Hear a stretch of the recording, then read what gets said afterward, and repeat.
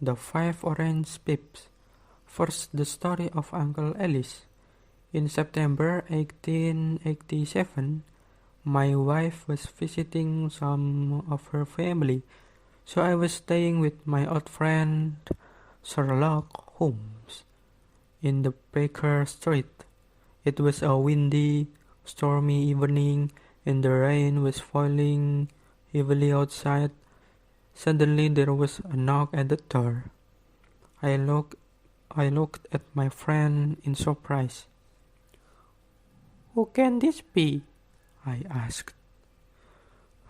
If he comes on business in this weather, it's important," said Sherlock Holmes. "Come in," he called. A young man came in. He looked wet, tired, and worried. "I've come to ask for help," he said. "I've heard of you, Mr. Holmes. People say you know everything. I don't know what to do." "Well, sit down," said Holmes, "and tell me about yourself." The young man sat down and put his wet feet near the fire. "My name is John Openshaw. My father Joseph had a brother, and my uncle Alice went to live in America when he was young. He made a lot of money there. He didn't like the black American, so during the Civil War he fought against the men from the North and with those from the South. But when the South lost the war and there was equality for black people, Uncle Alice left America. So in 1869 he came back to England and went to live in large house in the country. He was a strange and happy man. He did not want any friends," John Openshaw went on, "and he often drank a lot, but he liked me. And when I was 12, I moved to Uncle Alice's house. He was very kind to me. I could go anywhere in the house, but there was one small room at the top of the house which was always locked. Nobody could go into this room." One day, Uncle Alice got a letter from Pondicherry in India. "I don't know anyone in Pondicherry," he said, but when he opened the envelope, 5 little orange pips fell on to his plate. I began to laugh, but stopped when I saw my uncle's white face. "Gay, gay, gay," he cried. "Oh my God, they found me." "What do you mean, Uncle?" I asked. "Dad," he cried and ran upstairs. I looked at the envelope which had Thoriq on the back. There was no letter. Who sent it, and why was my uncle so afraid? Uncle Alice went immediately to secret room and took out a box which also had the Thoriq on it. He burned all the papers in the box and said to me, "John, I know, but I'm going to die soon. My brother, your father, will have all my money and my house after my death, and you will have it all when he dies. I hope you can enjoy it, but if not, give it to your worst enemy. I'm afraid that my money brings death with it." I didn't understand what he meant, and nothing happened for a few weeks, so I did not feel so worried. But my uncle was very afraid. He stayed in his room most of the time and drank more than before. He always locked all the doors carefully. Then one night he drank very heavily and ran wildly out the house, and in the morning we found him dead in a river.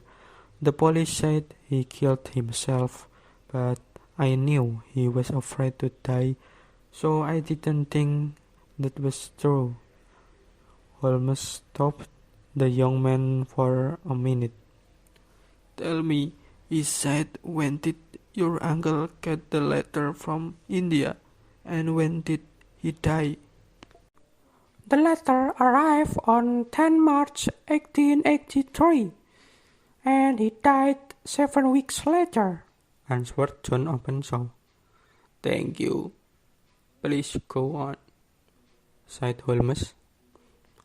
After my uncle's death, my father moved into the house. Of course, I asked him to look carefully at the locked room, but we didn't find anything important. Second, more pips. Everything went well until a year later, said John Openshaw. But one morning, my father opened a letter to find 5 orange pips inside it. What does this mean, John? He asked. His face was white. Look, I said. There is KKK on the envelope. Those letters were on Uncle Ellie's envelope too. We were both shaking and afraid. Yes, and this time it says, put the papers in the garden. Which papers? The papers in Uncle Ellie's box? He burned them, I said. And where has this letter come from? My father said. He looked at the envelope. Dundee, Scotland. Well, I don't know anything about pips or papers. I'm not going to do anything.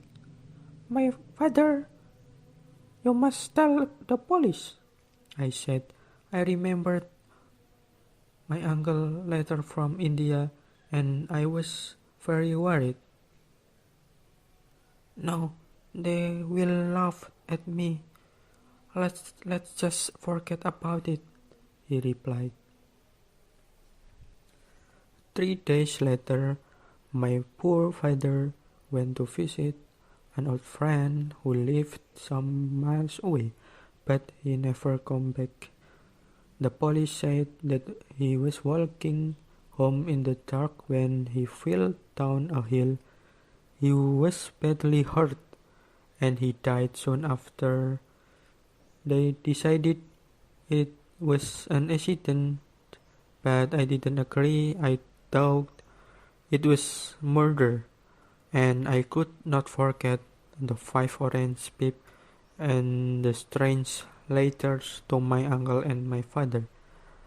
But I've tried to forget, and I've lived alone in that house for nearly 3 years now. Then yesterday I got this. The young man showed us an envelope with KKK on the back and 5 small orange pips.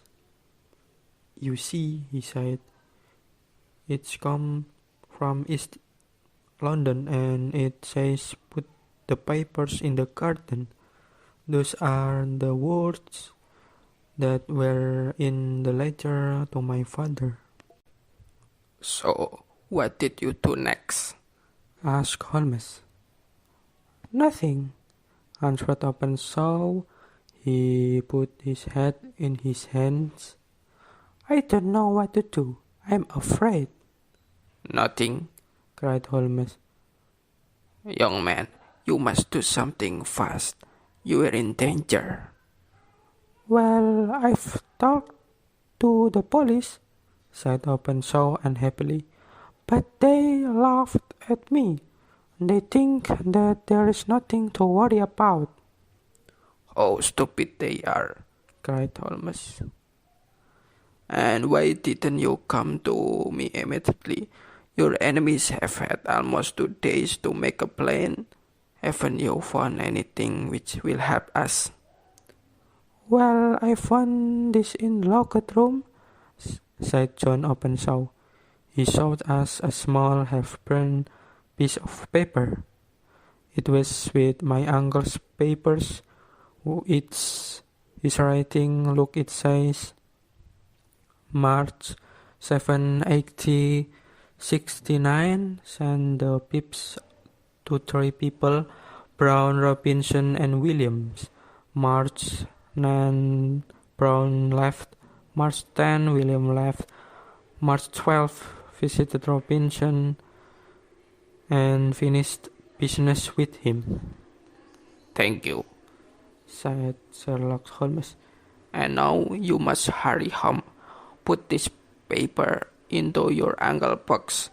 Put in a letter which says that your uncle burned all the other papers, and put the box outside in the garden.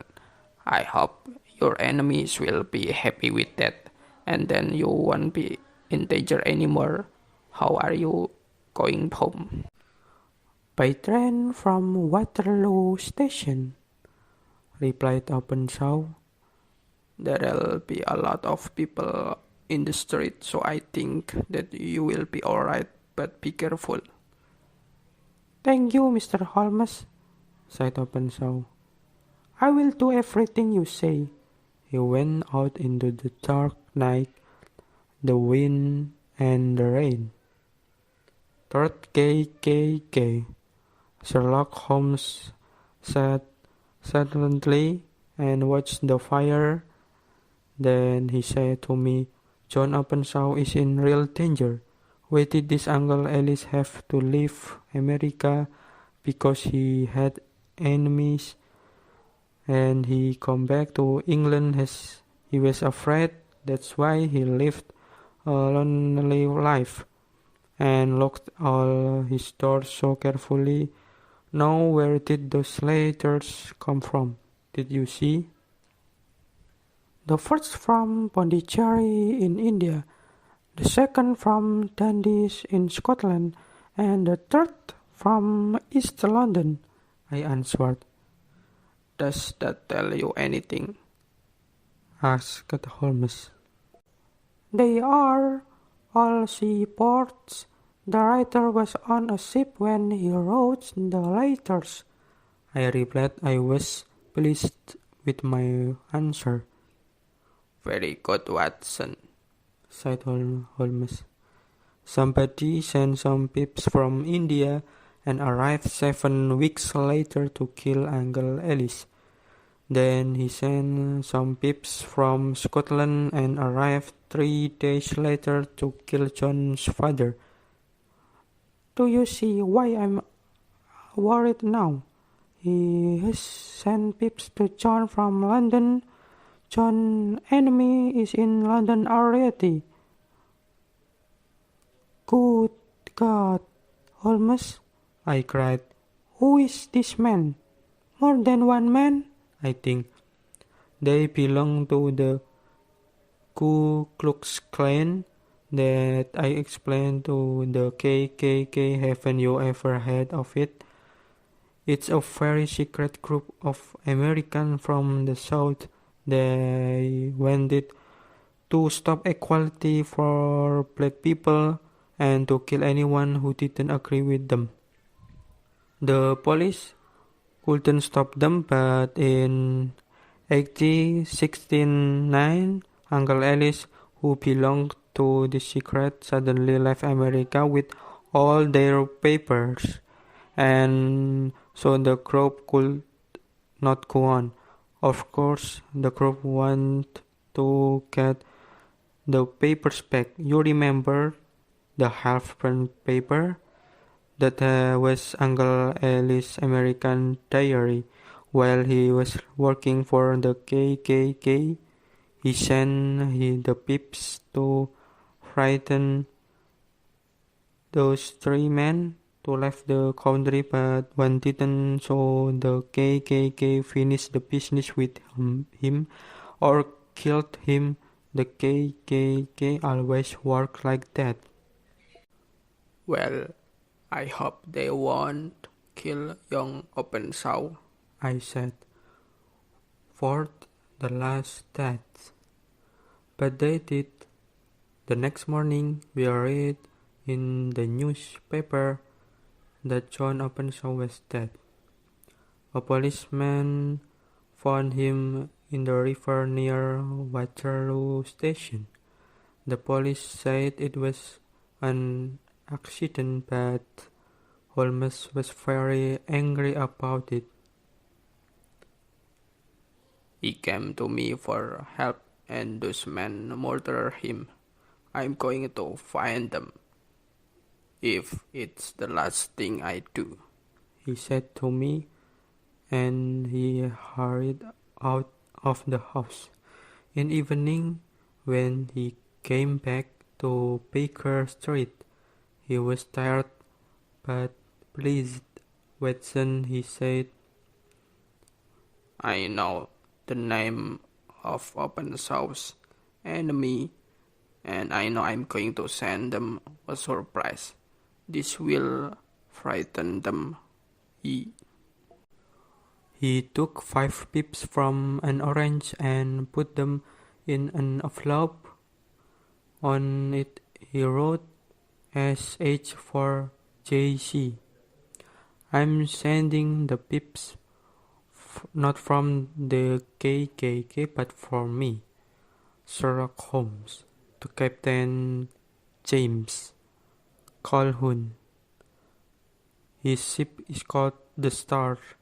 He and his men are sailing back to Georgia, USA now. How did you find him, Holmes? I asked. Ship papers, he said. I've looked at 100 of them today, and only ship the Stars was in the 3 ports and the right times, and this morning the Star left London to sail back to Georgia. I found out that the captain and 2 of these men, all Americans, weren't on the ship last night, so I'm sure they killed poor John Openshaw. When they arrive America, they will get the pips and then the police will catch them.